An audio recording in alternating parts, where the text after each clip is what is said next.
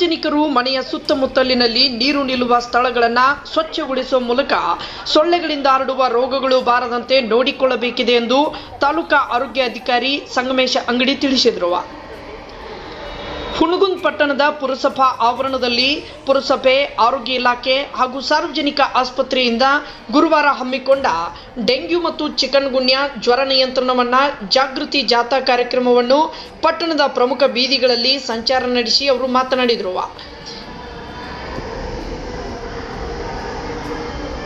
Aedes aegypti ಸೊಳ್ಳೆಗಳು ಉತ್ಪತ್ತಿಯಾಗುವ ಸ್ಥಳಗಳಾದ ನೀರಿನ ತೊಟ್ಟಿಗಳು, ಹೂವಿನ ಕುಂಡಗಳು, ಟೈರ್ ಟ್ಯೂಬ್ಗಳು, ತೆಂಗಿನ ಚಿಪ್ಪುಗಳು, ಖಾಲಿ ಬಾಟಲಿಗಳಲ್ಲಿ ಸೊಳ್ಳೆ ಉತ್ಪಾದನೆಯಾಗುವುದನ್ನು ಮೂಲದಲ್ಲೇ ತಡೆಯಬೇಕು. ನೀರು ಸಂಗ್ರಹ ಸ್ಥಳದಲ್ಲಿ ಈ ಸೊಳ್ಳೆಗಳು ಉತ್ಪತ್ತಿಯಾಗುವುದರಿಂದ ನೀರಿನ ಮೂಲಗಳನ್ನು ಶುದ್ಧವಾಗಿ ಇಟ್ಟುಕೊಳ್ಳಬೇಕು.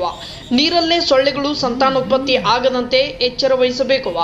ರೋಗದ ಲಕ್ಷಣಗಳು ಕಂಡು ಬಂದರೆ ಕೂಡಲೇ ತಜ್ಞ ವೈದ್ಯರಿಂದ ಚಿಕಿತ್ಸೆ ಪಡೆಯಬೇಕು ಎಂದರು. ಪುರಸಭೆ ಮ್ಯಾನೇಜರ್ ಎಂಎಸ್ ಕಳ್ಳಿಗುಡ್ ಮಾತನಾಡಿ, ಈಗಾಗಲೇ ಪಟ್ಟಣದ ಮನೆಯ ಸುತ್ತಮುತ್ತಲೂ ನಿಂತ ನೀರಿನಲ್ಲಿ ಉತ್ಪತ್ತಿಯಾಗುವ ಸೊಳ್ಳೆಗಳಿಂದ ಹರಡುವ ಡೆಂಗ್ಯೂ, ಚಿಕನ್ಗುನ್ಯಾ, ಮಲೇರಿಯಾದಂಥ ರೋಗಗಳನ್ನು ತಡೆಗಟ್ಟಲು ಮುಂಜಾಗ್ರತಾ ಕ್ರಮವಾಗಿ ಪುರಸಭೆಯಿಂದ ಫಾಗಿಂಗ್ ಮತ್ತು ಮೆಲಾಥಿನ್ ಪೌಡರ್ ಸಿಂಪಡಿಸಲಾಗಿದೆ. ಆರೋಗ್ಯ ಇಲಾಖೆ ವತಿಯಿಂದ ಪ್ರತಿ ಶುಕ್ರವಾರ ಮನೆ ಮನೆಗೂ ತೆರಳಿ ಲಾರ್ವಾ ಸಮೀಕ್ಷೆ ನಡೆಸಿ ಜನರಲ್ಲಿ ಅರಿವು ಮೂಡಿಸುವ ಕೆಲಸ ಮಾಡುತ್ತಿದ್ದೇವೆ.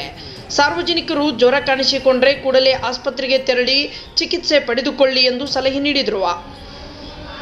ಈ ವೇಳೆ ಸಿಡಿಪಿಒ ವೆಂಕಪ್ಪ ಗರಿ ತಿಮ್ಮಣ್ಣವರ್, ಪುರಸಭೆ ಸಿಬ್ಬಂದಿಗಳಾದ ಡಿಡಿ ಹಗೆದಾಳ್, ಮುತ್ತಣ್ಣ ಹುಣಿಶಾಳ್, ಮಹಾಂತೇಶ ತಾರಿವಾಳ್, ಬಾಬು ಲೈನ್, ನೀರುಪಾದಿ ಬದಾಮಿ, ಆರೋಗ್ಯ ಪುರಸಭೆ ಇಲಾಖೆ ಸಿಬ್ಬಂದಿಗಳು, ಆಶಾ ಮತ್ತು ಅಂಗನವಾಡಿ ಕಾರ್ಯಕರ್ತೆಯರು ಇದ್ದರು. ಈ ಲಕ್ಷಣಗಳು ಕಂಡುಬಂದರೆ ಕೂಡಲೇ ಹತ್ತಿರದ ಸರ್ಕಾರಿ ಆಸ್ಪತ್ರೆ ಸಂಪರ್ಕಿಸಿ ಸೂಕ್ತ ಚಿಕಿತ್ಸೆ ಪಡೆಯಿರಿ. ರಾಷ್ಟ್ರೀಯ ಆರೋಗ್ಯ ಅಭಿಯಾನ ಹಾಗೂ ಆರೋಗ್ಯ ಮತ್ತು ಕುಟುಂಬ ಕಲ್ಯಾಣ ಇಲಾಖೆ, ಕರ್ನಾಟಕ ಸರ್ಕಾರ.